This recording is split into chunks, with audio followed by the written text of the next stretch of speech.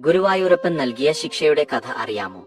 പണ്ട് ഗുരുവായൂർ ക്ഷേത്ര പരിസരത്ത് പൂഴിക്കുന്നത്ത് ഉപ്പുകൂട്ടൻ എന്നു പേരുള്ള ഒരു അസാമാന്യ ശരീരപുഷ്ടിയുള്ള ഒരാൾ ഉണ്ടായിരുന്നു. മദ്യപാന ശീലമുണ്ടായിരുന്നു അയാൾക്ക്. ഉപ്പുകൂട്ടനോട് എതിരിടാനോ മറ്റോ എല്ലാവർക്കും ഭയമായിരുന്നു. ഗുരുവായൂർ ക്ഷേത്രത്തിൽ അയാൾ പാത്രം കഴുകലും ആനപിണ്ടം വാരിക്കളയുന്ന ജോലിയെല്ലാം ചെയ്തു കൂടി. പ്രതിഫലമായി ക്ഷേത്രത്തിൽ നിന്നും ഉരുളി നിറയെ ചോറ് നൽകും. ഭക്ഷണം വൈകിയാൽ ചീത്ത വിളിക്കുമായിരുന്നു. എല്ലാവർക്കും ഇയാളെ ഭയമായിരുന്നു. തനിക്ക് കിട്ടുന്ന ഭക്ഷണവും കഴിച്ച് പണിയെല്ലാം തീർത്ത് രാത്രി തീർത്ഥക്കുളത്തിൽ ഇറങ്ങി ഏറെ നേരം കുളിക്കാറുണ്ട്. കുളി മാത്രമേ ഉള്ളൂ എന്നാണ് ഏവരും വിചാരിച്ചിരുന്നത്.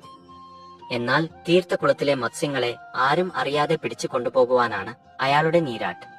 ക്ഷേത്രക്കുളം നിറയെ മത്സ്യങ്ങളായിരുന്നു. അങ്ങനെയിരിക്കെ ക്ഷേത്രത്തിൽ ആ വർഷത്തെ ഉത്സവം ആരംഭിക്കാറായി. ഒരു ദിവസം രാത്രി പൂജ കഴിഞ്ഞ് ക്ഷേത്രം തന്ത്രി മേൽശാന്തി കടവിൽ കുളിക്കുവാനായി ഇറങ്ങി. അപ്പോൾ കുളത്തിലേക്ക് ആരോ ചാടുന്ന ശബ്ദം കേട്ടു നോക്കിയപ്പോൾ ഉപ്പുകൂട്ടൻ മീൻ പിടിക്കുന്ന കാഴ്ചയാണ് കണ്ടത്.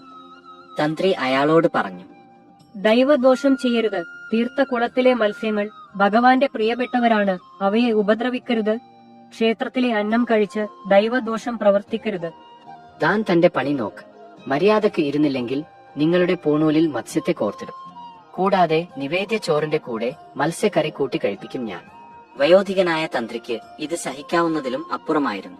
അദ്ദേഹം സങ്കടത്തോടെ നാരായണ നാമം ചൊല്ലി അവിടെ നിന്നും നടന്നുപോയി. അദ്ദേഹത്തിന് രാത്രി കിടന്നിട്ട് ഉറക്കം വന്നില്ല. ഇത്ര ദുഷ്ടനായിട്ടുള്ള ഒരാൾ ക്ഷേത്രത്തിലും പരിസരത്തും അഴിഞ്ഞാടുകയും മത്സ്യങ്ങളെ പിടിച്ചു കഴിക്കുന്നു. എങ്ങനെ ശുദ്ധി കലശം ചെയ്യും? ആകെ വിഷമമായല്ലോ ഗുരുവായൂരപ്പ എന്ന് പ്രാർത്ഥിച്ച് രാത്രി കഴിച്ചു കൂട്ടി. എന്നും നിഷ്ഠയോട് തന്നെ പൂജിക്കുന്ന ആ സാധുവിന്റെ സങ്കടം ഭഗവാൻ കേൾക്കാതിരിക്കില്ലല്ലോ. പിറ്റേ ദിവസം പതിവ് പോലെ ഉപ്പുകൂട്ടൻ കലാപരിപാടി ആരംഭിച്ചു. കുളത്തിൽ നിന്നും മത്സ്യത്തെ വായിൽ കടിച്ചു പിടിച്ച് മുകളിലേക്ക് പൊന്തിയതും വായിൽ ഇരുന്ന മത്സ്യം വഴുതി അയാളുടെ ഉള്ളിലേക്ക് ഇറങ്ങിപ്പോയി. അയാൾക്ക് ശ്വാസം മുട്ടി വെപ്രാളപ്പെട്ട് കരയിലേക്ക് കയറി. മത്സ്യത്തിന്റെ മൂർച്ച ഏറിയ ചിറകുകൾ അയാളുടെ അന്നനാളത്തെയും കുടലിനെയും കീറി മുറിച്ചു.